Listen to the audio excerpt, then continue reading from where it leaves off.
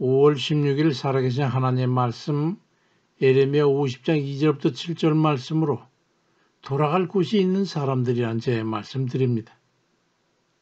인생은 항구를 떠난 배가 항해를 끝나고 돌아가는 것과 같습니다. 전도서 1장 4절 이하에는 한 세대는 가고 한 세대는 오되 땅은 영원히 있다. 해는 뜨고 떴던 곳으로 빨리 돌아가고 바람은 남으로 불다가 불어다가 그 불던 곳으로 돌아간다라고 말씀합니다. 인생의 회귀적 본성을 가진 유한성을 은유적으로 표현하는 말일 겁니다. 인생길을 걸어가다 보니까 때가 저물어 날은 가고 이미 기울어가는 그런 때에 이르게 됩니다. 저도 보니까 그렇더라고요. 만약에 돌아갈 곳이 없는 인생을 산다면 결국 죄책과 허무와 절망 가운데 벼랑 끝에 서게 될 겁니다. 인간을 가장 두렵게 하는 게 뭔지 아십니까? 바로 돌아갈 곳을 잃어버리는, 돌아갈 곳 없는 그런 완전한 절망에 떨어지는 겁니다.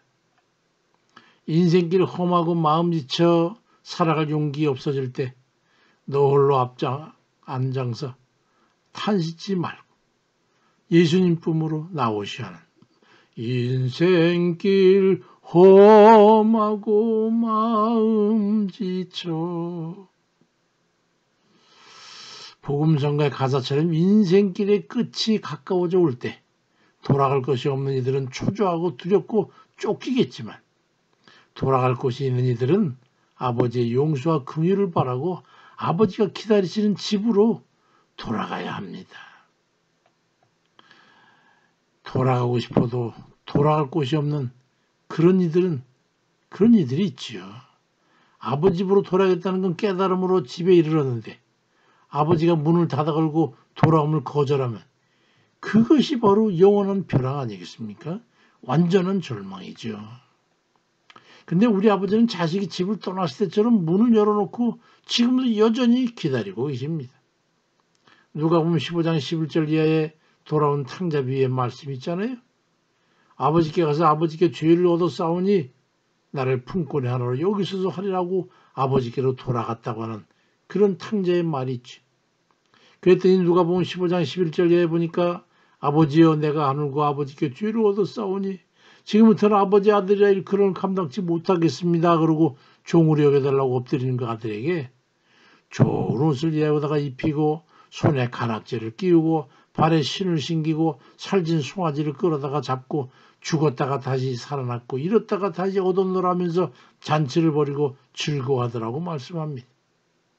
온갖 죄를 저지르고 방탕한 삶을 살아서 돌아갈 길이 막막했지만 언제든지 회개하고 돌아가면 맞아줄 아버지가 있는 그런 이들은 복이 있는 이들입니다.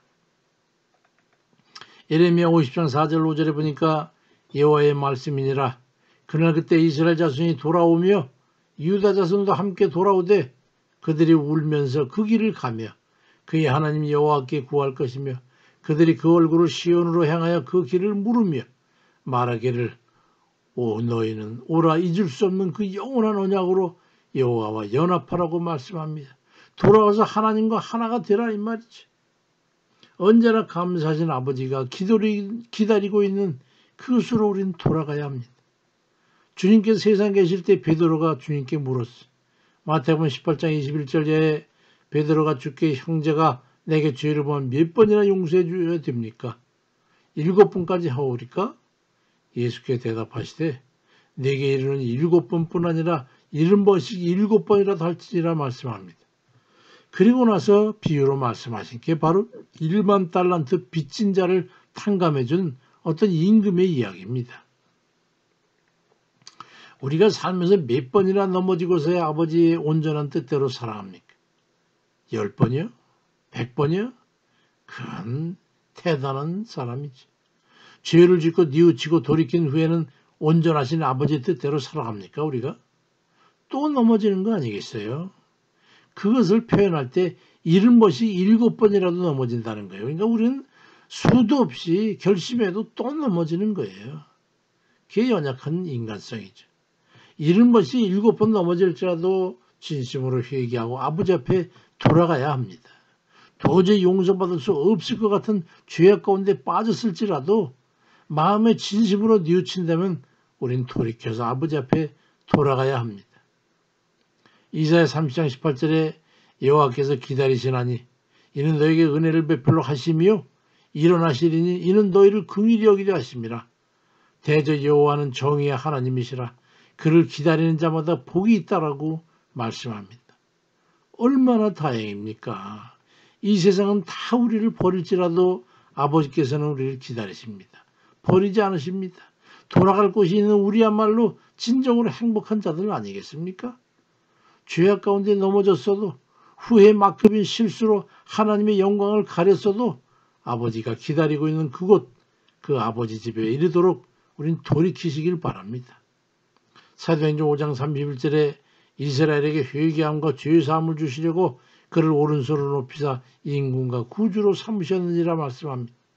그 구주 되시는 우리 모든 죄를 구속하신 예수 그리스도 우리 주님을 의지해서 깊이 회개하고 아버지 집을 향해서 언제나 돌아가는 그런 복된 이들 되시길 주의 이름으로 축원드립니다.